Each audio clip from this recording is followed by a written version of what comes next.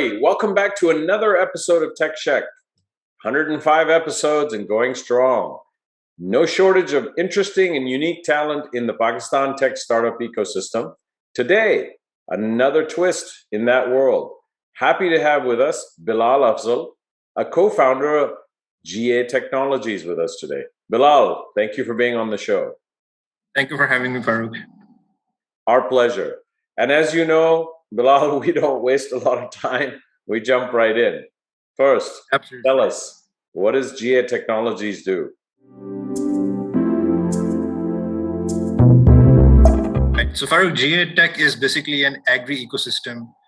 We are offering three solutions to the ecosystem. Number one is we are connecting farmers directly to the retailers.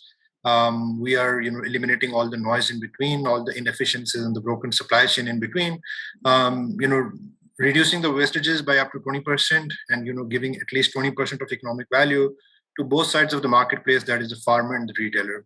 By doing so, we are just not stopping at e-commerce. We're also doing agri-fintech. We're the very first company in Pakistan to offer agri-fintech solutions.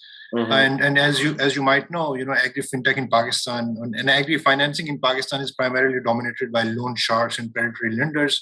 Sure. Who offer like up to 35 to 40% APR, and in turn, it does not stop only at the higher interest rate. They also take charge of the output of the farmer. So in order for us to give them a fair and neutral access to the market, we also need to detach those clutches and enable their financial access and a neutral and a fair financial access. And that's where Jiye Tech's second product comes in, which is the fintech product. On the third product is the agri input product that we're offering to our farmers primarily. So this comes primarily through our partners. We have a marketplace in place where the farmers can get access to fertilizers, seed, pesticides, and all sorts of agri input needs that they have into the farming system. Mm-hmm. Interesting. And so, on the back of that, the first thing that comes to my mind is, what about that traditional system that's in place, and how do you circumvent that so-called structure that's in place? I think the best way of approaching that was for us to work with them instead of working against them. So that's the way we approach it. So Jiye is super focused. We are laser focused on developing a partnership ecosystem rather than developing a standalone ecosystem. So we invite all the stakeholders, the legacy stakeholders, plus the very new ones entering the market, to work alongside us, expand the pie, expand the ecosystem, and add value for all the stakeholders into the market. So that's the way we approach it. So we have a solution for the middleman. We have the solution for the farmer. We have a solution for the retailer. So everybody can actually ultimately benefit from it. And in turn, and during the process, we also work with a lot of other startups. I think we're working with at least 7 startups in different functions. Be it trucking, a manpower startup, or a fintech startup. So just trying to create an ecosystem of like-minded partners where everybody wants to add some sort of a value. Got it. And so in terms of a perfect vision, let's say we look at this 3 years out, where do you see yourselves as Jiye? What have you achieved at that point? Inshallah, in 3 to 5 years, Jiye would be the name of the industry. Jiye would be leading the game, and we'll be delivering fresh produce directly at the doorsteps of our retailers. We'd be adding a lot of value to the farmers through the input side, providing, and most of all, providing neutral and fair access to capital to the farmer and the retailer, enabling their livelihoods and upskilling their livelihoods as we move along. So that's the number one agenda.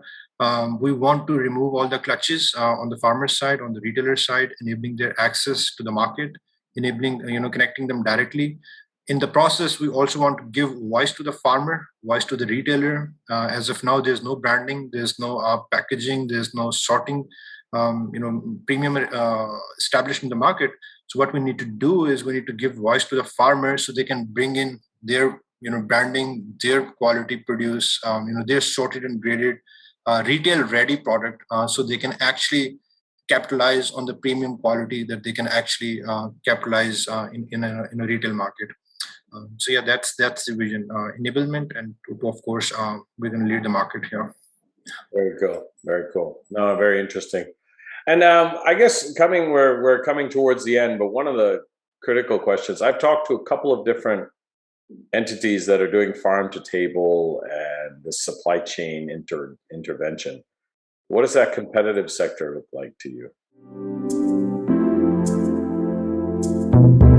The market is huge. I think everybody can work together towards developing an ecosystem. Everybody can be in an inclusive, ecosystem where we all work towards tech adoption. We all work towards expanding the pie, adding more and more premium value, reducing the wastages, and giving fair and neutral access to all the stakeholders.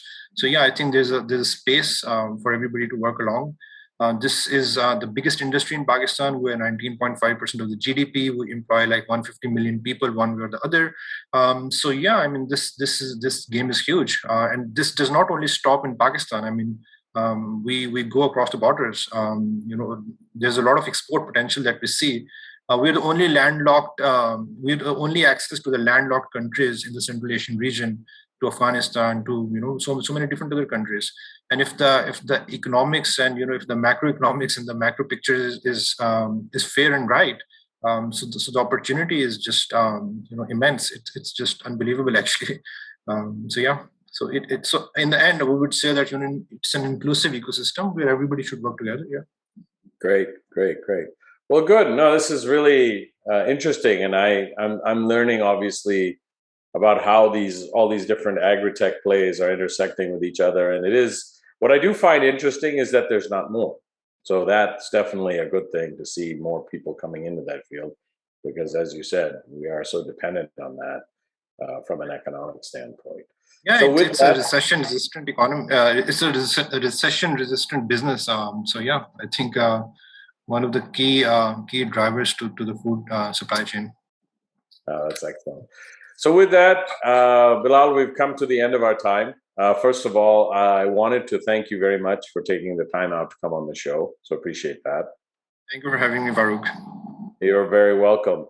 And to our audience, as you can see, continuing to bring you unique, interesting, different looks at what's going on inside of the Pakistan tech startup ecosystem.